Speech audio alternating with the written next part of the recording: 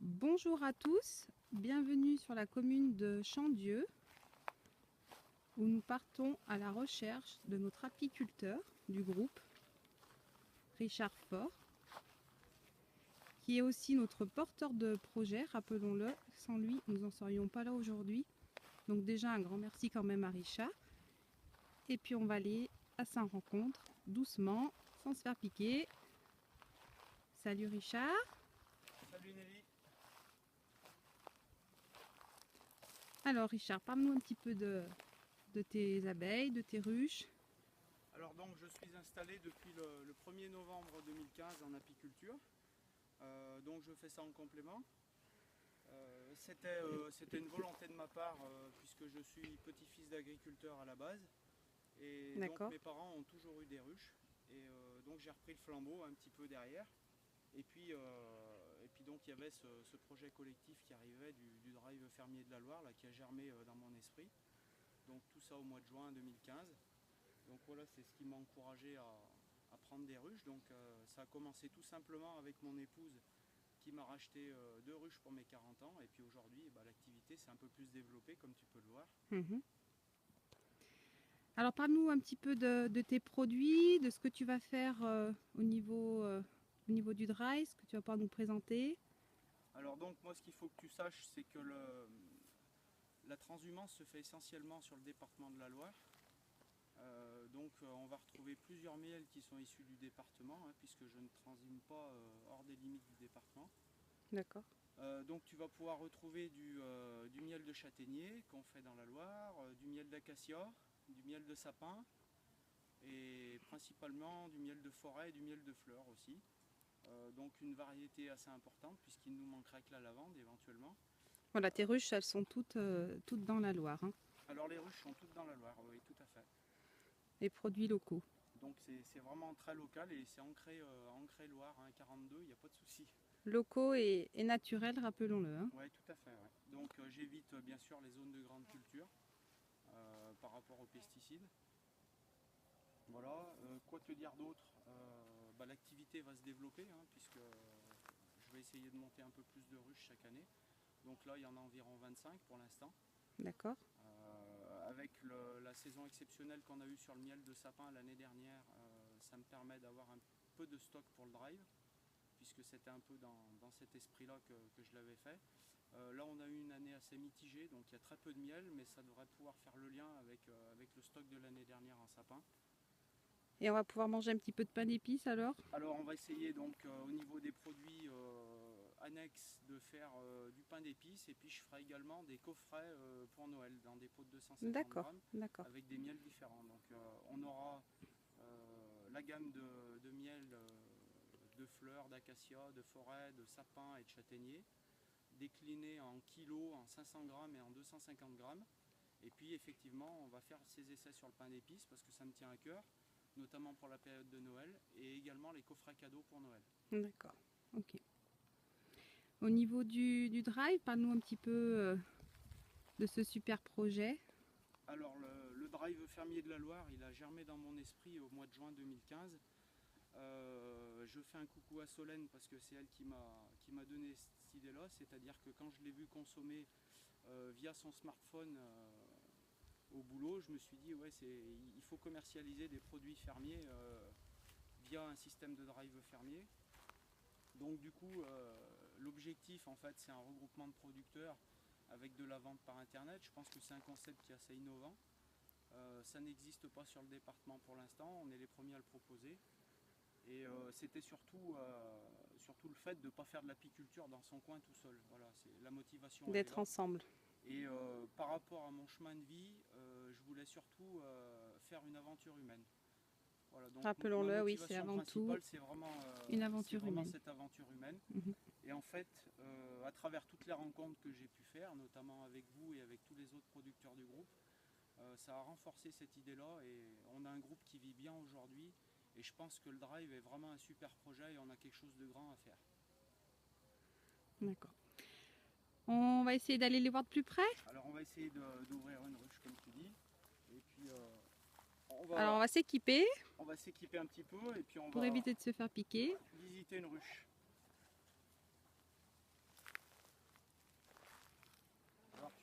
t'approcher, il n'y a aucun souci. C'est vraiment une visite rapide.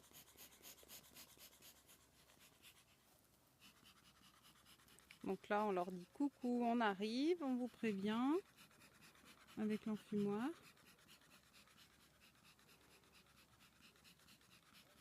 Voilà, donc approche-toi, hein, ça craint rien du tout.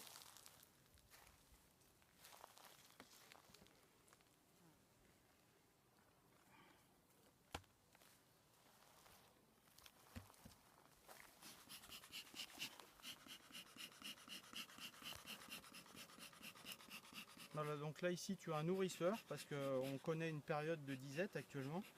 Donc ça c'est tous les apiculteurs qui sont concernés parce que la saison est très très dure pour nous. Donc on met du sirop pour les nourrir parce qu'on n'a plus une fleur, là tout est grillé actuellement. Eh oui. Donc il faut absolument les nourrir pour sauver les colonies parce qu'on en est à ce point là. Donc une année très très mitigée. Voilà, avec très peu de miel et puis ça c'est dû essentiellement aux conditions météo, donc une très très mauvaise année. Donc voilà, alors après tu retrouves la colonie. Voilà, moi je suis sur des ruches de type d'Adam, donc c'est des ruches standards hein, qui sont sur 10 cadres. Pour expliquer un petit peu aux gens. Voilà, donc on les fume brièvement. Et puis là tu peux intervenir sur ta ruche. Voilà, donc approche-toi, hein, ça craint strictement rien. Tu te décales un peu sur le côté, c'est tout. Voilà, donc joli, tu vois ici les abeilles qui sont sur les cadres, elles sont super sympas parce qu'elles ne bougent pas, il y a une belle tenue de cadre. Elles aussi, elles ont envie d'être filmées. Voilà, tu peux les filmer, hein, approche-toi, il n'y a pas de souci. Voilà, donc on a des... C'est un peu l'inconvénient de cette année-là, c'est-à-dire qu'on a des grosses colonies et par contre qui n'ont pas grand-chose à manger, donc on nourrit à tour de bras.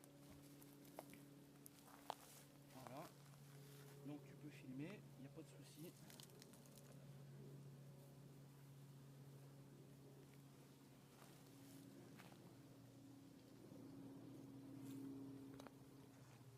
Voilà, tu vois, tu as les cadres. Alors bon, moi comme j'ai nourri un petit peu, tu vas retrouver ici des provisions. Hein, bon, il faut encore nourrir, mais c'est des abeilles qui ont du stock. Hein. Il y a du miel dedans, il n'y a pas de disette pour l'instant, mais c'est vrai qu'il faut les suivre quotidiennement. Et après, pour récupérer le miel, ça se passe alors comment? ça, moi je ne récupère pas le miel des cadres de corps. D'accord. C'est-à-dire que ça, c'est les provisions des abeilles pour l'hiver. D'accord. Et au-dessus, on met des hausses. Donc les hausses, on récolte les hausses simplement. Et ça, par contre, moi, je récolte pas le miel des corps parce qu'en fait, je leur laisse pour l'hiver. D'accord. Voilà. On récupère ce qu'il y a en haut. Et donc ici, tu as une petite particularité aussi, si tu veux le filmer. J'ai mis des aimants sur toutes les ruches, tu vois, sur le côté.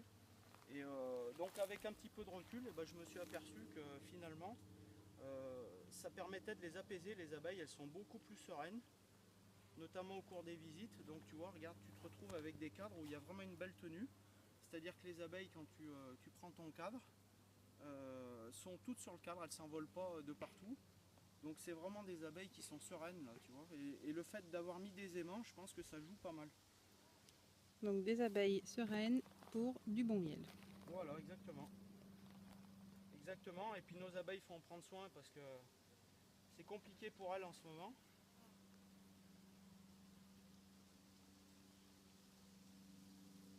Donc voilà, ici tu vois, alors là tu as un peu de couvain.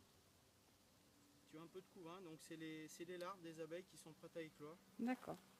Alors j'essaye de voir la reine, je te l'aurais montré, mais c'est pas sûr qu'on y tombe dessus tout de suite.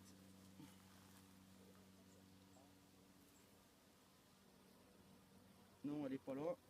On va essayer de la voir quand même.